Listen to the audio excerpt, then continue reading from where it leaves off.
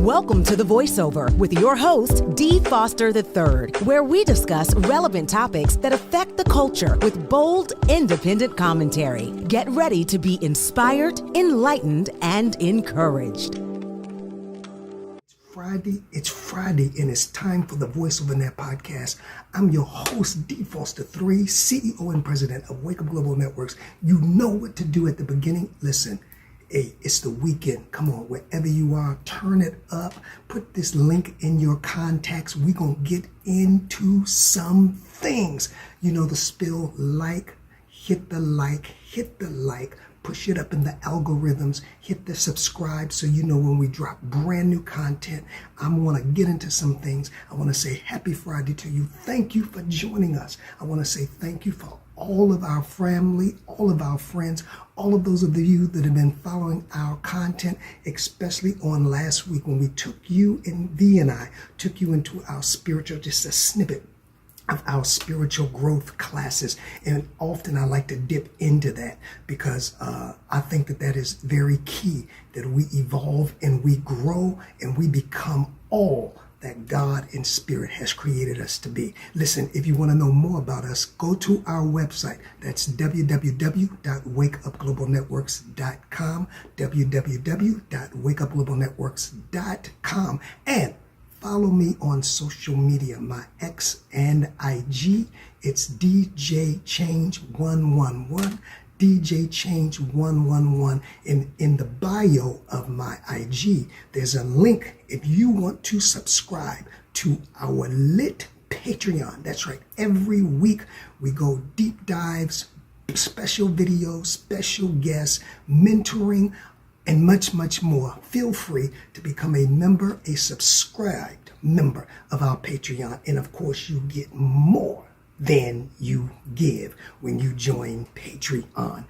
Every Sunday morning, the Voice of Hope Connection, bringing hope, bringing vitality to get you through the week. I want you right here on WPB Media. You can watch the live, or you can be a part of the replay. The live drops every Sunday morning at 7 a.m. Want to say shout out to April J., the CEO and owner of this wonderful platform that has given us an opportunity to have our voices heard. Having said that, share this video. All right. There's so much going on. Oh, God. I've never seen a week like this. It's one thing after another thing. So, I always try to give relevant content. That's the goal. And I'm always feeling what our audience would be interested in. And so, I have been working on the Diddy trial. And that's even expanded.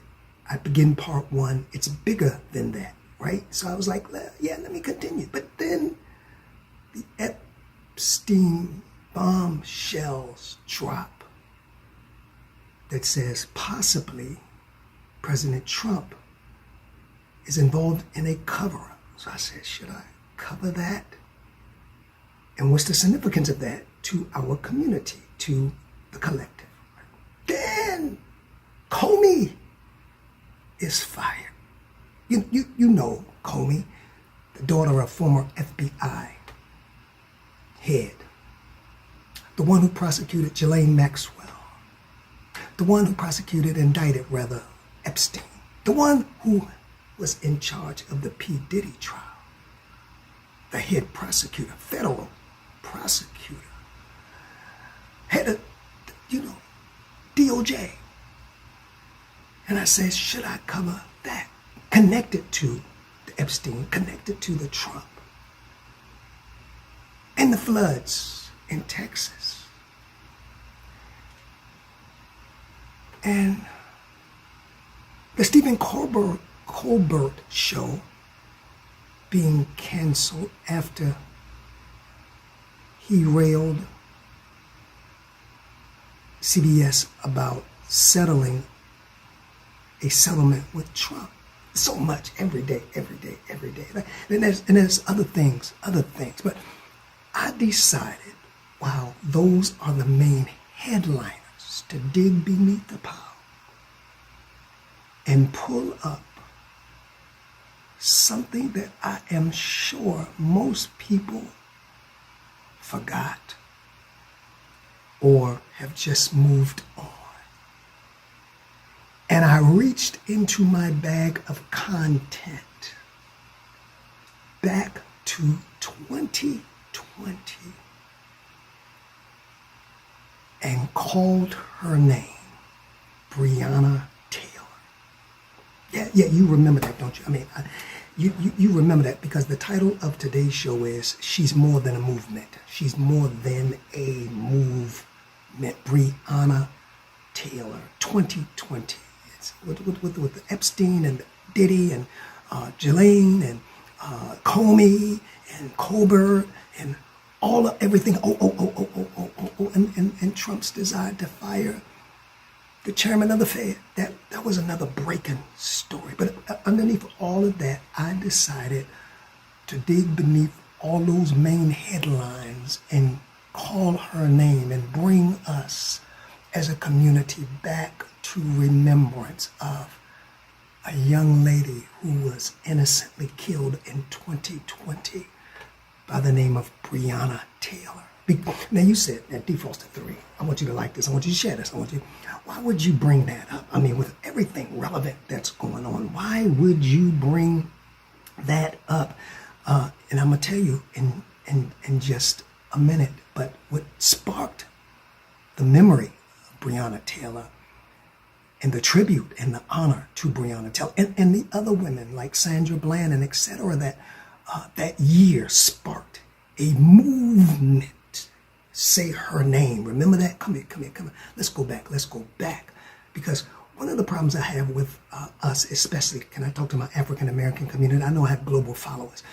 We have short-lived memories. We live for a moment and not monument. We live for the adrenaline of a moment, and then as soon as something else comes by, we forget it. And guess what? That's why we never get anything accomplished, because not only do I know it, other people know it, and other races know it, and other races and other people are aware of that if you just let time go, they'll get over it, and they will move on like we did with now I would have thought, and maybe I'm remiss in saying this, but I would have thought, what out of all the 2020 Black Lives Matter and naming streets and shirts and preaching on it and teaching on it and lecturing on it, I would have thought after all of that 2020, 21, 2, 3, 4, 5, just 5 years ago. Now, a lot has happened in 5 years. I get it. I got it, right? But I would have thought after all of that, yesterday, I would have looked at certain blogs and certain posts and certain shows, and it would have been the headliners, and they would have been as ignited as I am to bring back to our remembrance this young lady after one of the police officers. You say, D. Foster 3, what sparked this? Where'd you get this from? With everything else that's happening that you can talk about in the culture, the feds, Epstein, Trump, his veins swollen, his swollen veins, whatever. No. I told you, I was digging to the bottom of the pile that you have placed on the bottom, that you have moved on from, a lot of you, and forgotten her name. Because you remember, that was a slogan. Say her name. Say her name, say your name. You're acting kind of shady since 2020. Huh? Like this. What sparked this was the DOJ, the Justice Department, under the Trump administration, has recommended that an officer that was guilty of shooting, I think it was 10 times, into the house of Breonna Taylor, get 1 day in jail. Black Lives Matter, Black Lives Matter, Black Lives Matter. See, I'm over the slogans. I'm over the movements. It's going to take consistency and follow up. I would have thought this story would have been all on the news. I would have thought there would have been, and maybe there was. I didn't see a lot of it. I saw a mention and then skip to Trump. I saw a mention and then skip to Comey. I saw a mention and then skip to chairman of the feds. But I didn't see detailed stories. Maybe you did, right? So I don't have channels in the whole world. Got a lot of them though. I didn't see detailed stories, and what I didn't see was the outrage of the recommendation of the prosecutors. Now, I'm going to read you an article from CNN, just the backdrop, for those of you who don't know the story. I mean, if you are more than 10, you probably know the story, but I don't want to take it for granted. Because this happened in 2020. Remember, that's a long time ago. And our attention span doesn't go beyond reels. Our attention span doesn't go beyond reels. So let me read this article and I'll quote. Then I'm going to give you more, not necessarily a commentary, but I'm going to give you a tribute to Breonna. The Justice Department, and this is from CNN, an article yesterday on the 17th. The Justice Department is asking that a former police officer found guilty of violating the civil rights of Breonna Taylor in 2020 when she was shot and killed. Now, I want to point out that he is not the one who fired the bullet, allegedly, according to investigators, that killed her. But he did violate her civil rights because, remember, they went in on a no-knock warrant. And see, all of this, and this is why I'm so perturbed with this, because we were up in arms. We were talking about police reform. We were talking about accountability. We were talking about all of that stuff in 2020. And the world turns. And the world turns. All right, let's go ahead.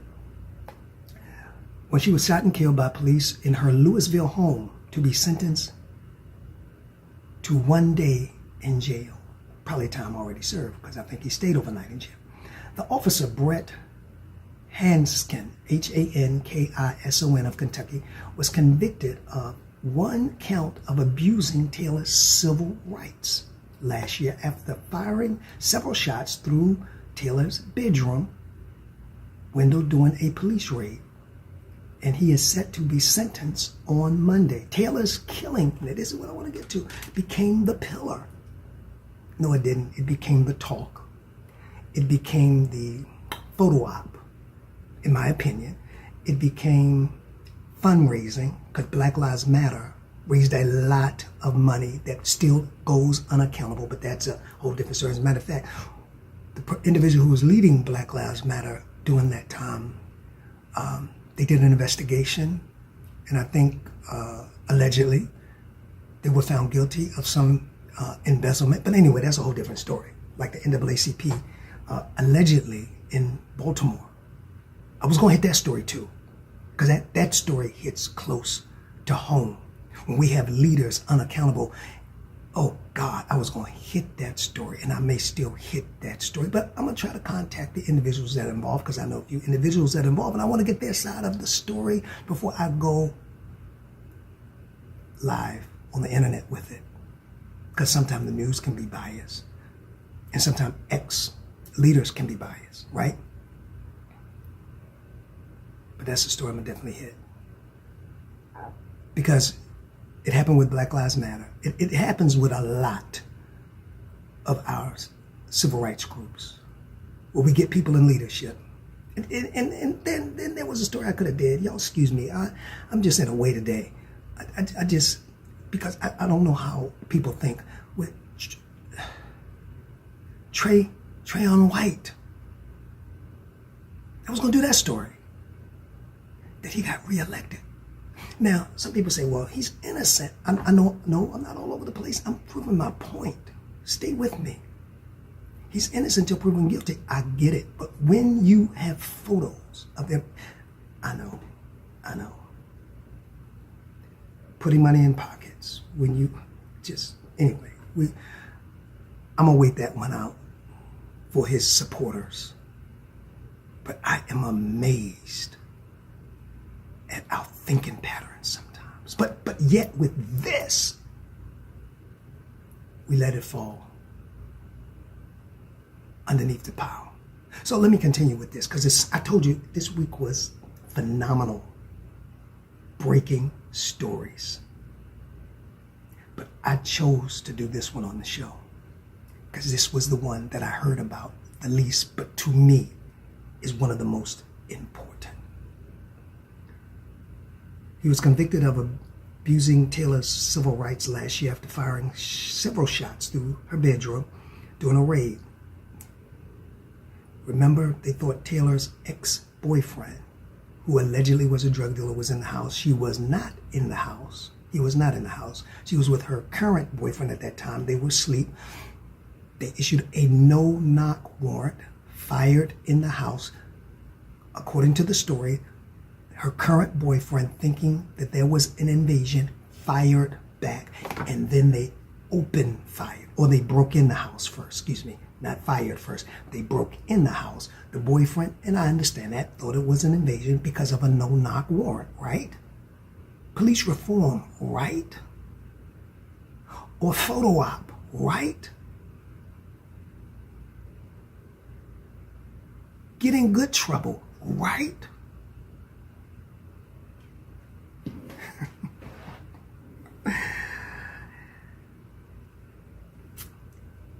And I was going to talk about the pushback on the stadium deal.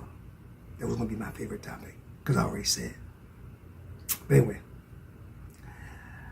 he's to be sentenced Monday. Taylor's killing became the pillar in the Black Lives Matter movement. And this is the title. She must be more than a movement. I mean, we have swept Breonna Taylor, Sandra Bland, and the likes under the rug. It was a good movement. It was a good show. It gave us platforms.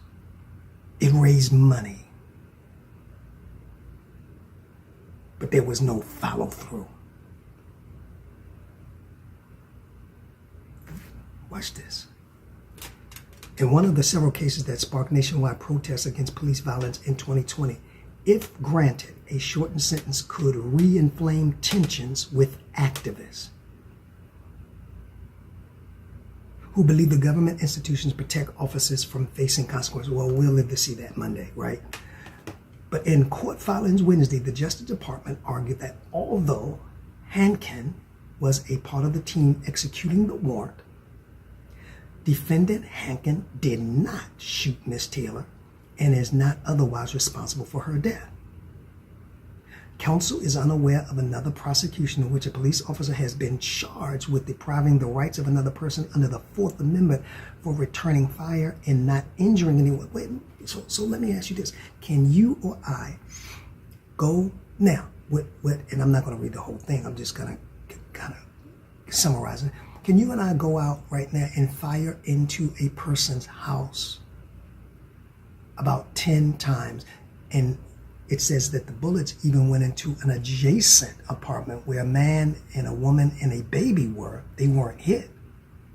Now, I know his firearm is legal, but it's something called aggressive force, over force. You just open fire like you at a gun range. In Black Lives Matter, that's the saying. Matter of fact, your current president forced the mayor of D.C. change that street. I'm glad I got a picture of it in 2021 because it no longer exists. Because in the mind of white America, not all. I told y'all today, it may have never been true. It was a fundraising slogan Too many. Too many. They raised millions off of t-shirts, off of paraphernalia.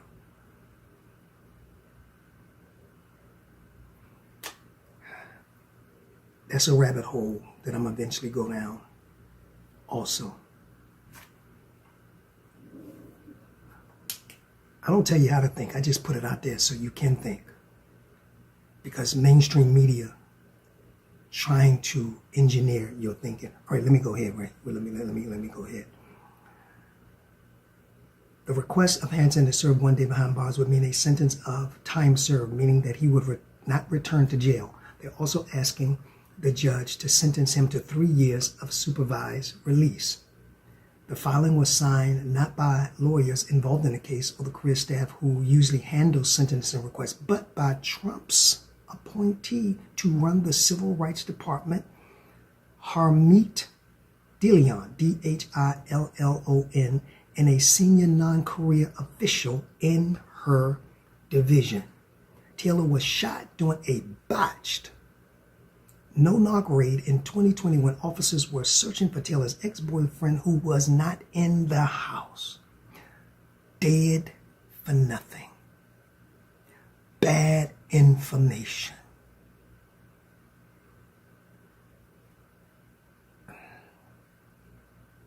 Like this video. Share this. Share this. Yes, I want to rekindle her name. Taylor's boyfriend at the time, Kenneth Walker III, later said he thought they were intruders. And I guess so. You sleep and you hear somebody banging on your door. And opened fire at police officers. Officers returned, including Hansen, who was accused of blindly firing through a patio window. The bullet pierced into a neighbor's apartment where a pregnant woman and a man and a child were home. Thank God they weren't hurt. According to prosecutors, Hansen was fired from the police department in late June 2020. And it goes on and on and on and on. And two, let me read this because this is key. Then I'll stop. Where am I? In an apparent criticism of the Biden-era Justice Department handling of the case under Trump's DOJ, noted in their Wednesday filing that Hansen was acquitted in a state trial and that the first federal trial ended in a mistrial. In this case, 2 federal trials were ultimately necessary to obtain a unanimous verdict of guilt, prosecutors wrote. But even then, the jury convicted only 1 count, despite the fact that the elements of the charges and underlying conduct are essentially the same. Prosecutors continue adding that the jury's verdict will almost certainly ensure that defendant Hansen never serves as law enforcement again and will also likely never legally possess a firearm. For his part, Hansen also argued for leniency, right? Mr. Hansen is suspected to is susceptible to abuse based on the status of a police officer, coupled with the extensive national and international media attention this case has generated over the past 5 years. His attorney wrote. No time for Louisville police. Say her name. Say her name. And one of the problems why this case, in my opinion, could go like that, first of all,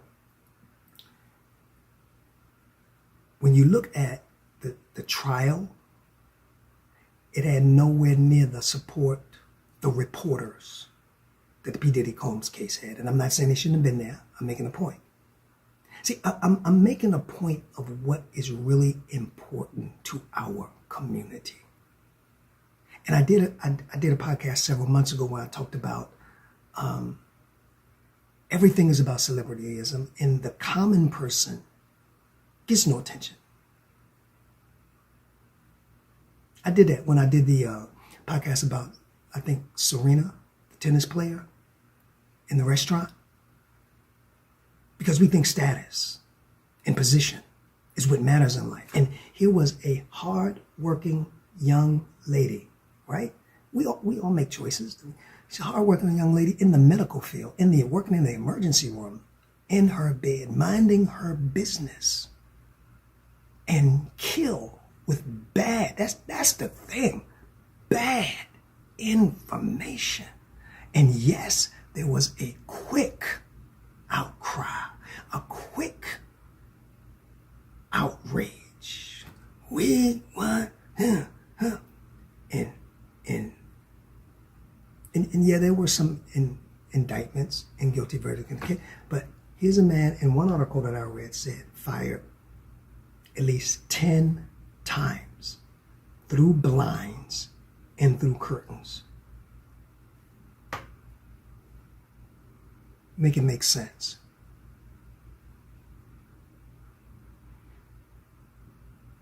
And I'll finish my commentary, my salute to Breonna Taylor by saying this. I think one of the reasons that these things can happen is because I think it is known that we as a community, we live for the moment. We get on a bandwagon, like the Target bandwagon, like the Black Lives Matter bandwagon. We love bandwagons for the moment.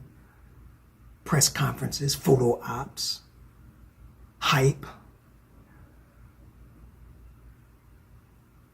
But most of our movements die because there is very little longevity. You want to know one of the reasons why, in my opinion, that the president is the president is because even when he was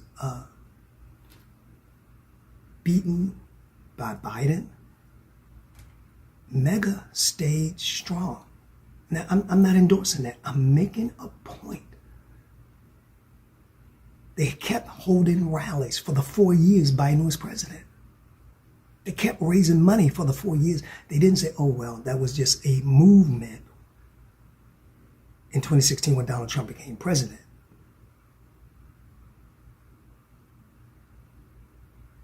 I think it is widely known that a certain group of people, especially us, people of color, that we have a very short attention span and we live from event to event.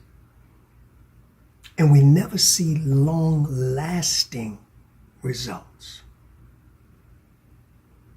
It's like the Voting Rights Act. For a while, there was a big march with Sharpton and others for the Voting Rights Act. Of course, it didn't pass, but I haven't heard anything. I hear a mention, but not an outcry. And it's known. Yeah, they're making noise now. They're threatening now. They're marching now. But just wait. Give it time and let it blow over. And they'll move on to something else. And then we can continue to reinforce our agenda. Say her name. Say it loud. Breonna Taylor. May her blood cry out from the ground until she gets total justice. Not a criminal, not shot in a robbery, not shot in a drug sting, not shot in a shoplifting spree, but in her bed, minding her business. Say her name. Say her name. I want you to like, I want you to share, I want you to subscribe, I want you to follow. Don't forget, go to our website, www.wakeupglobalnetworks.com. Don't forget, Sunday morning at 7 a.m., the Voice of Hope Connection. Until next week, I'm your host, D. Foster III, reminding you, listen, you got a voice. Please, please keep lifting it. Peace. Thank you for being a part of The Voiceover. Please follow us on all of our social media platforms to stay connected to our upcoming shows and guests. Instagram at The Voiceover Radio. Twitter at DPropheticI. That's the letter D, prophetic, EYE. If this show has enriched you in any way, please share The Voiceover among your circle. Until next time, keep allowing your voice